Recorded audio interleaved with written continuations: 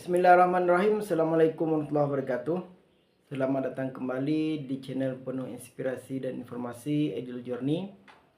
Kami mendoakan kita semua diberikan mudah rezeki, dimudahkan segala urusan, diangkat segala penyakit, dijauhi dari segala mara bahaya, dan didatangkan rezeki dari yang tak diduga-duga.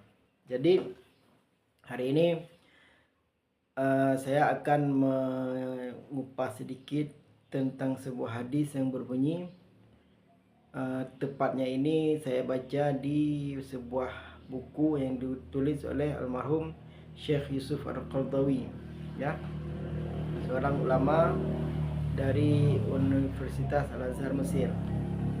Jadi dalam kitab tersebut yang berjudul Kaifa Natamal Bisunnah, bagaimana berinteraksi atau memahami sunnah hadis Nabi, yang diterbitkan oleh penerbit Darussyuruk Kairo Mesir.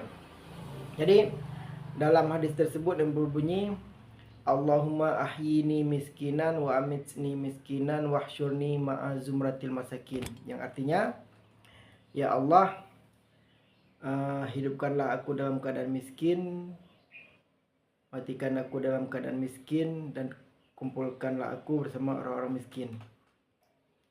Jadi beliau mengatakan bahwasanya yang dimaksud miskin tersebut dalam hadis tersebut ialah bukan miskin. Jadi miskin di situ ialah bukan miskin harta, tapi miskin dosa. Dalam artian kita hidup di dunia ini tidak dalam Islam tidak dianjurkan untuk miskin harta. Akan tetapi anjurannya ialah miskin dosa. Jadi ya harus miskin dosa, tidak ada dosa, walaupun manusia kan tempat salah dan khilaf. Al-insan makanul khata' wa nisyan. Manusia itu tidak luput daripada dosa. Walaupun demikian kita disuruh meminimalisir dosa, dan ketika melakukan dosa kita disuruh bertobat.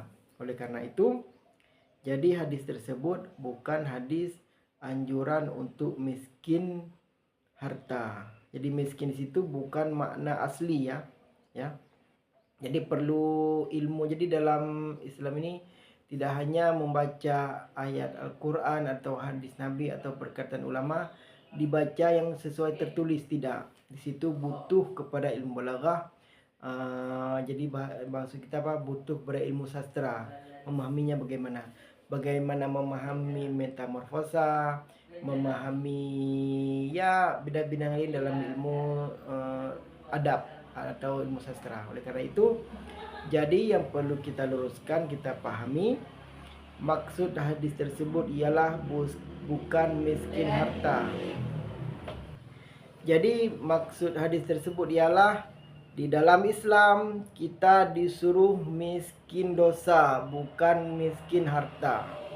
Ya, harta itu wajib dicari, wajib dimiliki. Tidak ada anjuran untuk apa harta-harta tidak dibawa ke liang lahat. Iya, emang ketika meninggal kita nggak bawa harta, tapi ketika Anda memiliki harta, ketika kita memiliki harta, kita bangun masjid, kita bangun jalan, kita bangun jembatan, kita nafkahi orang-orang yang butuh, kita bantu anak-anak yatim.